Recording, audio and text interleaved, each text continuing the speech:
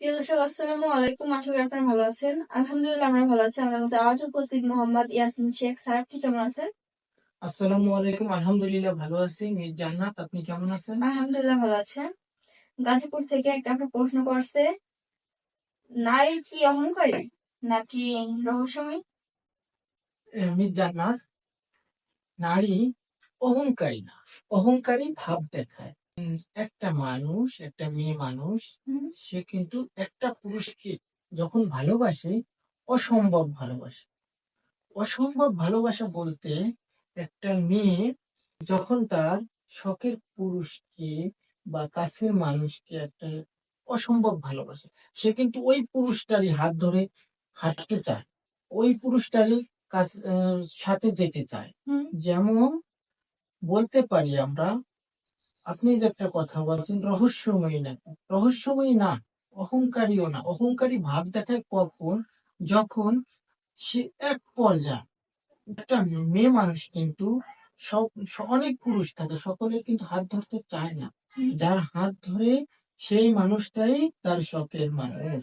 যেমন মিস জান্নাত, একটা মেয়ে একটা পুরুষকে অসম্ভব যদি ভালোবাসে, তাকে কিন্তু সহজে ভুলতে পারে না, সহজে কিন্তু ভুলেও না, ভোলার কথাও না।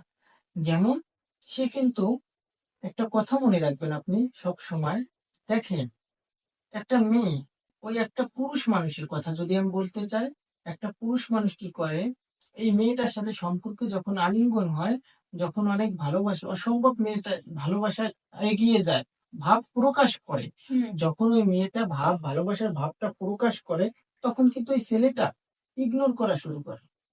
মানে যদি তার স্বামীও স্ত্রী হয়, তার ভিতরেও কিন্তু ইগনোরটা শুরু করে। আপনি একটা পর্যায়ে দেখেন, আপনি একটু লক্ষ্য করেন যে এরকম পর্যায়ে কিন্তু হয়ে আসছে, এমন একটা জিনিস। আর ভালোবাসা কিন্তু অসম্ভব পূর্বের থেকে, আমাদের জীবনের পূর্বের থেকেই ভালোবাসাটা শুরু। তাহলে আমরা কি বলতে পারি মিস জান্নাত? অহংকারী ভাব দেখায়, এই যে একটা কথা। ওই পুরুষটা ও যখন সরে যাচ্ছে, অর্থাৎ সরে যাচ্ছে মেয়েটার কাছ থেকে, যখন সরে যাচ্ছে পুরুষটা, তখন ওই যে অহংকারী ভাব দেখায়, যে বললাম রহস্যময়ী না। রহস্যময়ী কখন হয়? আপনি এক পর্যায়ে ওই ছেলেটাকে খুব ভালোবাসেন, অসম্ভব ভালোবাসেন, আপনি ফোন দিতে দিতে দিতে দিতে একদমই হয়ে যাচ্ছেন, কষ্টে দুঃখে বুকটা মানে দুঃখ যন্ত্রণায় আপনি কথা বলার শক্তি হারিয়ে ফেলেছেন। যদি আপনি কথার শক্তি হারিয়ে ফেলেন, তাহলে আপনার ভিতরে একাকিত্বতা বোধ সৃষ্টি হবে। আপনি কিন্তু মানুষের ভিতরে যাইতে চাবেন না, আপনার মনের ভিতরে কিন্তু কি চলছে, হ্যাঁ অনেক কষ্ট জমে চলছে। ওই যখন ওই কষ্টটা বা দুঃখটা আপনি ফিল করবেন, তখন কিন্তু আপনি রহস্যময়ী হয়ে যাবেন। একটা কথা কিন্তু, আরেকটা, এই মেয়েটা, আরে আপু, রহস্যময়ী হয় না, রহস্যময়ী তৈরি করে এই পুরুষরা, তৈরি করে, আমরা তৈরি করি। কেমন? আমি একটা কথা কিন্তু প্রথমেই বলেছি, যে রহস্যময়ী যখন তৈরি হয়ে যায়, ওর মনের ভিতরে যে কি, পরবর্তীতে যদি ও মনে করে যে কি, ওই মানে একটা বিবাহিত মেয়েকে যদি আপনি বলা হয় যে কি, মনে করেন ডিভোর্স হয়ে গেছে, ডিভোর্স হওয়ার পর ওই মেয়েটাকে যদি জিজ্ঞাসা করা হয়, মামুনি তুমি কি বিবাহ করবা, ও কিন্তু বলবে না। কেন? কারণ ওর ভিতরে আক্রোশ রয়েছে, দুঃখ রয়েছে, যে না, সব পুরুষই মনে হয় এক, কিন্তু সব নারীও কিন্তু এক নয়। আমাদের জীবনে অনেক কিছুই ঘটে যায়, আমরা এটা কিন্তু ফিল করি, অনুভব করি মনের দিক থেকে। আপনি, আমি, আমরা সকলেই মানুষ। তাহলে আমরা কি কি ভাব করি, আমরা কি জানতে চাই, যে কি আসলে কি আমরা রহস্যময় না অহংকারী? না অহংকারী? আপনি কি বুঝলেন নাকি?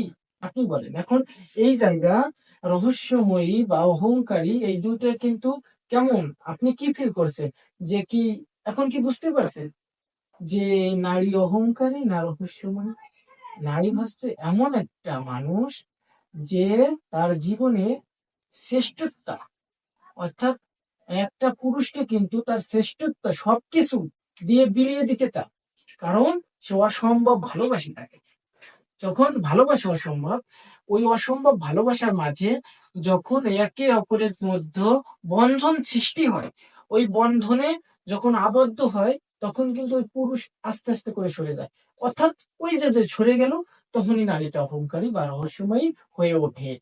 এই প্রিয় দর্শক, সকলে আমার কথাগুলো মন দিয়ে অনুধাবন করার জন্য আমি ধন্যবাদ জানাই ও কৃতজ্ঞতা প্রকাশ করি। ধন্যবাদ জানাই মিস জান্নাতকে। সেই পর্যন্ত আপনারা সুস্থ থাকবেন, ভালো থাকবেন। আল্লাহ হাফেজ। প্রিয় দর্শক, আজ স্যার যে কথাগুলো বলছে আশা করি আপনারা মনে রাখবেন। সুস্থ থাকবেন, ভালো থাকবেন, লাইক কমেন্ট শেয়ার করে আমাদের পাশে থাকবেন। আল্লাহ হাফেজ।